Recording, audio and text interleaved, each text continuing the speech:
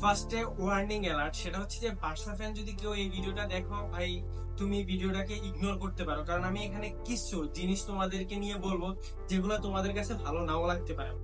First of all আমরা যখন বলছিলাম রিয়াল মাদ্রিদ ফ্যানরা সিজনের ফার্স্টে থেকে বা মিড সিজনে বা লাস্ট সিজনে যে ইনজুরির একটা সমস্যার কারণে আমাদের রিয়াল মাদ্রিদ 2024-25 সিজনটা অনেক বাজে ফুটবল খেলছে, তখন ভাই বার্সা ফ্যানরা এই জিনিসটা নিয়ে হাসাহাসি করছে এবং বলছে যে আমরা এটা একটা এক্সকিউজ দেখাই দিছি রিয়াল মাদ্রিদ এই সিজন বাজে ফুটবল খেলছে দেখে।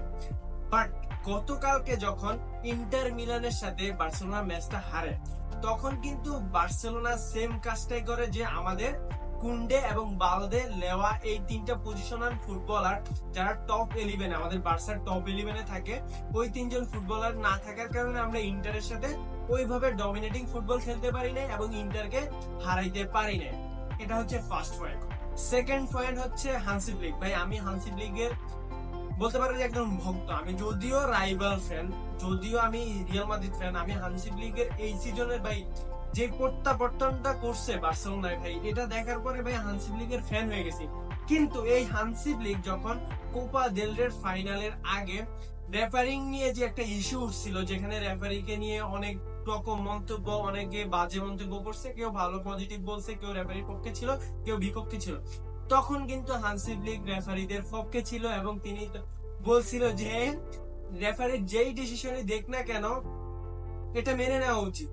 আর এমনটা শুধু যে হান্সি ফ্লিক বলছে এমনটা না, বার্সেলোনার অনেক ফুটবলার সেম জিনিসটা বলছে যে রেফারি যেই ডিসিশনটাই দেখ ওইটা মেনে নেওয়া উচিত। এটাই হচ্ছে ফুটবলের আদর্শ বা ফুটবলের একটা সৌন্দর্য। বাট গতকালকে যখন ইন্টারের সাথে ম্যাচটা হারলো বার্সেলোনা, তখন কিন্তু এই হান্সি ফ্লিক বা এই বার্সা প্লেয়ারদের মুখের ভাষা চেঞ্জ হয়ে গেছে। মানে তুমি বলতে পারো যে রং চেঞ্জ করে ফেলছে।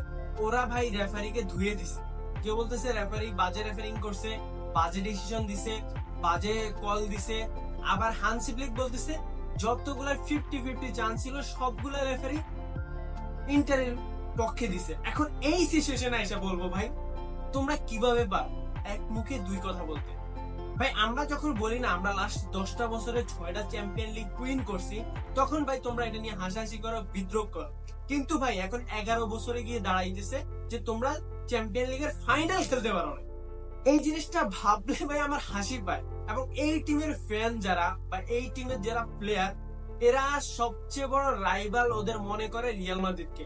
এখন রিয়াল মাদ্রিদের চ্যাম্পিয়ন লিগ হচ্ছে 15টা ভাই, 15টা। মানে তোমাদের 5টা না, এটাকে 3 দিয়ে গুণ করার পরে কিন্তু রিয়াল মাদ্রিদের সমান হয়। শুধু এইটুকুই বলবো। আর এই যে এক্সকিউজ গুলা দিতেছো না এখন ইন্টারের ম্যাচের পরে ভাই, এই এক্সকিউজ গুলা ভাই যখন আমরা বলতাম যে রিয়াল মাদ্রিদে ইনজুরির সমস্যা যে কারণে রিয়াল মাদ্রিদ বাজে খেলতেছে, রিয়াল মাদ্রিদে ভাই রেফারিং ইস্যু হইতেছে, ওইটা ভাই তখন তোমাদের কাছে হাসি ছিল। কিন্তু ইন্টারের ম্যাচের পরে এটা এখন তোমাদের কাছে ভাই এক্সকিউজ হয়ে গেছে। তোমরা যদি বলো আমরা এক্সকিউজ দিয়ে থাকি, তোমরা তো এর চেয়ে বড় লেম এক্সকিউজ দিতেছো যারা বার্সা কুলার বলো, বার্সা বিস্কাল বার্সা ফ্যান বলো, বা বিস্কাস মানে গরিব লোনা, যাই হোক এরকম যারা বলো ভাই, তোমাদের কি জাস্ট একটা কথাই বলবো, তোমরা ভাই বুঝে নাও